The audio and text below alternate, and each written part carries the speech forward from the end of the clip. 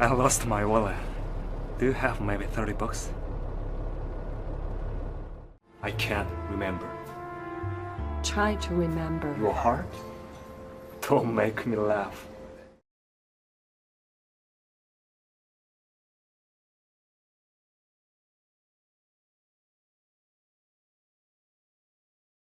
Film dimulai dengan tubuh penuh memar seorang wanita berjalan gontai di tengah perumahan. Namun langkahnya terhenti dan bergegas kembali ke rumahnya. Di sana seorang pria yang tak lain adalah suaminya telah tergeletak tak bernyawa. Anna, nama panggilan wanita itu, segera merapikan barang-barang di sekitar suaminya. Ia sempat melihat foto dirinya bersama seorang pria. Yang jelas pria itu bukanlah suaminya.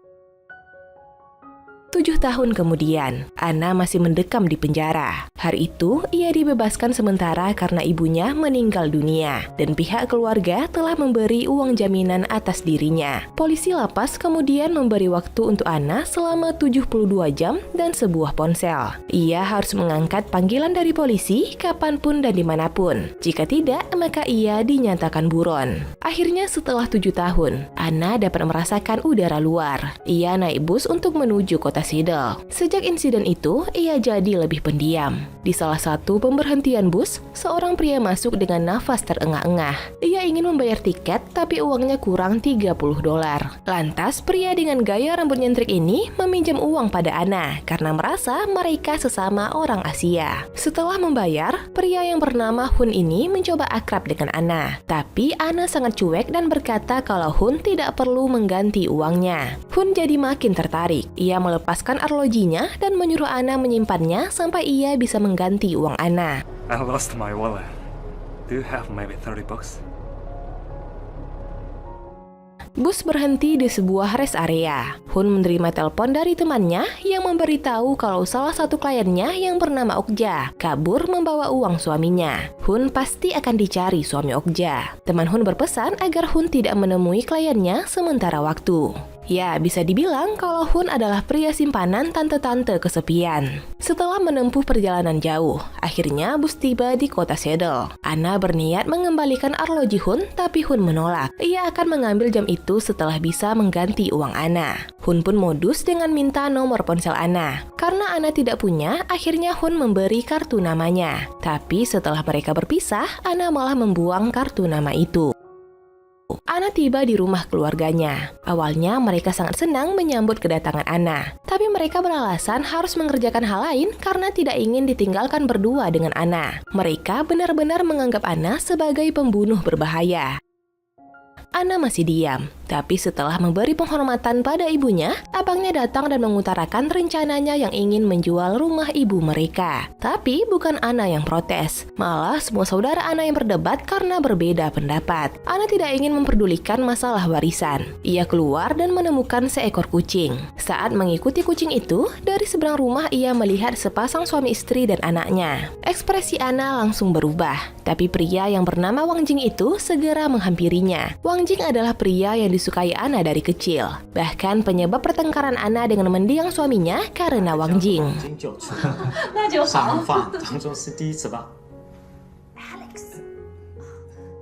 Di sebuah kamar hotel, Hun baru selesai melayani tante kesepian. Tante itu pergi setelah meninggalkan uang di meja. Hun tidak malu, ia justru bangga pada dirinya sendiri. Scene berlanjut, Anna pergi shopping untuk memanjakan dirinya. Namun baru selesai berbelanja, pihak lapas kembali menelponnya dan menyuruhnya segera kembali. Anna langsung patah semangat. Ia pergi ke toilet terminal dan melepas semua pakaian yang tadi ia beli. Hari itu juga, ia berniat kembali ke lapas. Namun saat ingin membeli tiket, ia jadi dilema. Akhirnya, ia memutuskan pergi dari terminal itu.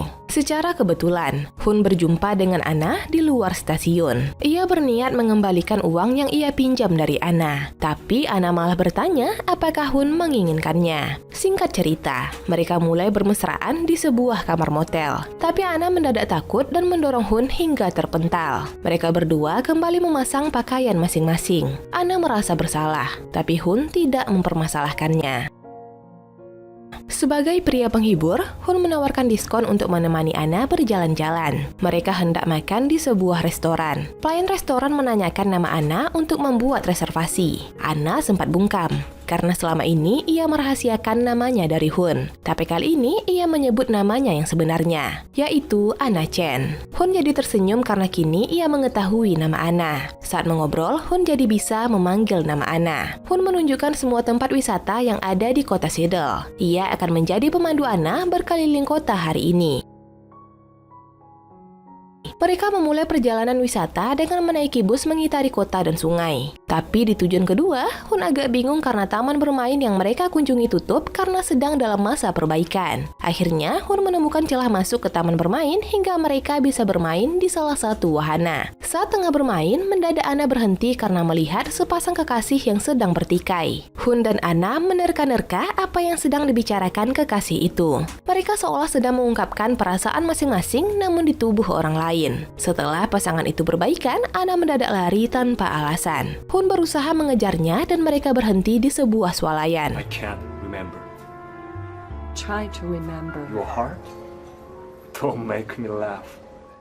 Saat tengah beristirahat, Hun memberitahu kalau ia hanya mengetahui kata hao dalam bahasa Mandarin, yang artinya baik atau iya. Tiba-tiba mereka terkejut dengan teriakan seseorang. Rupanya, swalayan yang mereka kunjungi adalah wisata uji nyali yang mirip rumah hantu.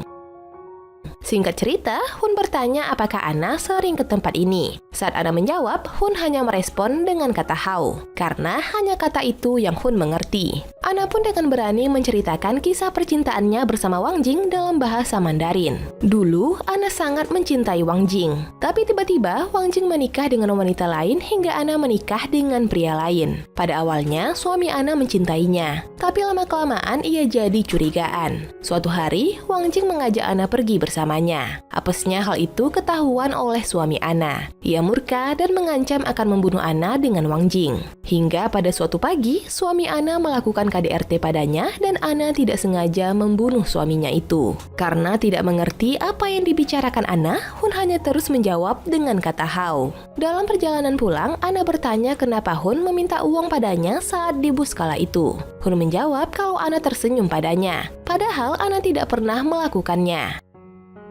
Sampai di depan motel, Hun menerima telepon dari seseorang. Wajahnya berubah serius. Anna lebih memilih menjauh untuk menjaga privasi Hun. Setelah Hun selesai menelpon, Anna memeluk Hun dan membayar jasa Hun karena telah menemaninya seharian. Tapi Hun menolak. Ia malah menyerahkan jam tangannya pada Anna dan menyuruh Anna menunggunya di sini selama setengah jam. Rupanya, Hun pergi menemui Okja. Okja kabur dan melarikan uang suaminya. Sebagian uang itu ia serahkan pada Hun. Tapi Hun cemas karena suami Okja sedang mencarinya. Okja mengajak Hun untuk tinggal bersamanya. Tentu saja Hun menolak hal demikian. Ia beranjak pergi, namun Hun tidak tega melihat Okja kesepian. Lantas ia membooking satu kamar hotel untuk Okja dan malam itu menjadi malam perpisahan mereka. Setelah urusan Okja selesai, Hun bergegas kembali ke motel. Tapi sampai di kamarnya, Hun hanya menemukan arlojinya yang tadi ia titipkan pada Anna. Di lain tempat, Anna mengunjungi jenazah ibunya yang terbaring di dalam peti. Anna menyerahkan buket bunga kertas yang ia lipat dari peta perjalanan. Di depan jenazah sang ibu, Anna menunjukkan lokasi peta tempat penjaranya berada. Anna sangat sedih atas kepergian ibunya. Namun air matanya sudah kering untuk menangisi kesialan di hidupnya.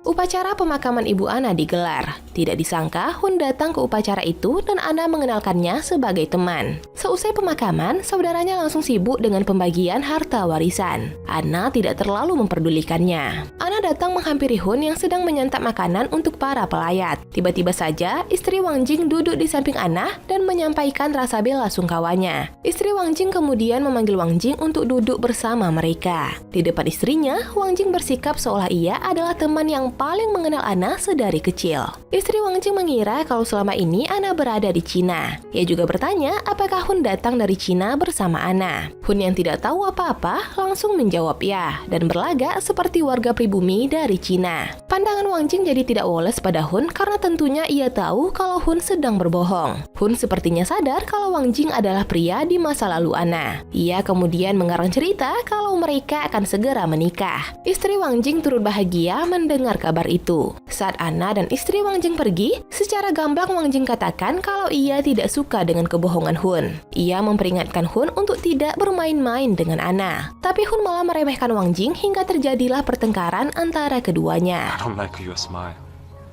From now on, you smile, you die. Mereka baru berhenti saat Anna melerai mereka. Di depan Anna, Hun beralasan kalau Wang Jing menggunakan garpunya. Alasan konyol itu Anna gunakan untuk melampiaskan kekecewaannya pada Wang Jing selama ini. Anna menangis. Ia meratapi nasib buruknya karena dulu mencintai Wang Jing.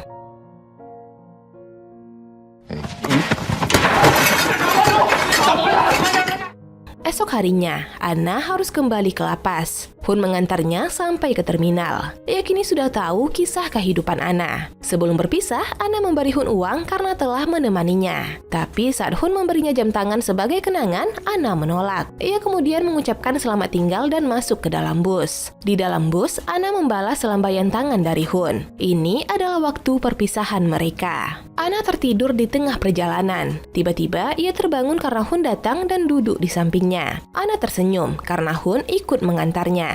Karena cuaca berkabut, supir memutuskan untuk berhenti beberapa saat di rest area. Saat itu, Anna kembali ditelepon pihak lapas untuk memastikan keberadaannya. Setelah melapor, Anna tersenyum pada Hun yang masih setia duduk di sampingnya. Saat sedang berjalan sendirian, tiba-tiba Hun ditelepon nomor tidak dikenal. Tanpa diduga, beberapa orang datang menculiknya dan membawanya ke sebuah tempat. Saat tutup kepala Hun dibuka, rupanya suami Okja telah berdiri di depannya. Suami Okja bertanya, apa yang telah Hun lakukan pada Okja? Hun tentu tidak paham. Ia mendadak khawatir dan menanyakan keberadaan Okja. Lantas suami Okja mengeluarkan tas Okja yang telah berlumuran darah. Hun jadi paham kalau sesuatu yang buruk telah terjadi pada Okja. Parahnya, suami Okja menuduh Hun mengambil uang Okja pada malam itu dan membunuhnya di dalam kamar hotel. Padahal Hun sama sekali tidak pernah berbuat demikian. Suami Okja menyerahkan tas itu pada Hun. Ia memberitahu kalau polisi sedang dalam perjalanan ke sini dan akan segera menangkap Hun. Sepertinya suami Okja telah menjebak Hun. Namun bila Hun mengelak, sejumlah uang dan pertemuannya dengan Okja malam itu sudah cukup menjadi bukti. Hun pasrah, ia tidak tahu harus berbuat apa. Di tempat lain, Anna berjalan seorang diri. Tiba-tiba, ia dihampiri oleh Hun. Tanpa berkata apapun, mereka langsung berpelukan. Hun berjanji akan menunggu Anna di sini setelah Anna keluar dari penjara. Namun, Hun tidak memberitahu kalau sebentar lagi ia juga akan ditangkap polisi. Singkat cerita, Anna tertidur di dalam bus. Saat ia bangun, ia sudah tidak melihat Hun berada di sampingnya. Anna pergi membeli 2 gelas kopi dan mencoba mencari Hun. Namun, ia malah melihat mobil polisi datang. Anna baru menyadari kalau di tangannya telah terpasang arloji Hun. Ia semakin cemas karena sebentar lagi bus akan berangkat. Ia mencari Hun ke sana kemari, namun pria itu tak kunjung ditemukan. 2 tahun kemudian, akhirnya Anna resmi dibebaskan. Ia menunggu Hun datang di tempat yang sudah mereka janjikan. Namun berapa lama pun Anna menunggu, Hun tak akan pernah datang. Ya, karena pria itu kini berada di penjara atas kesalahan yang tidak pernah ia lakukan. Ya, dengan begitu cerita pun selesai.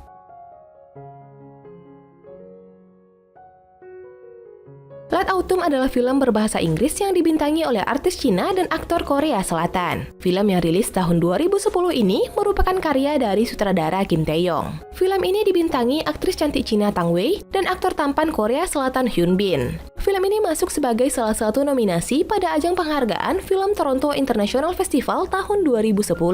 Mungkin saat kamu menontonnya langsung, kamu agak sedikit bingung dengan alur film ini yang banyak menampilkan makna tersirat. Belum lagi, logat bahasa Inggris kedua aktor yang terdengar kurang fasih untuk film internasional. Anyway, feel sedih akibat perpisahan tak berujung mereka cukup bisa dirasakan. Oke, dan masuk pada sesi penilaian. Biro Perfilman UBR Media memberikan rating film Late Autumn 7,3. Like dan share ke teman-teman tersayangmu agar mereka juga ikutan nonton film keren ini. Dan jangan lupa subscribe channel UBR Entertainment. Kamsahamnida, bye-bye!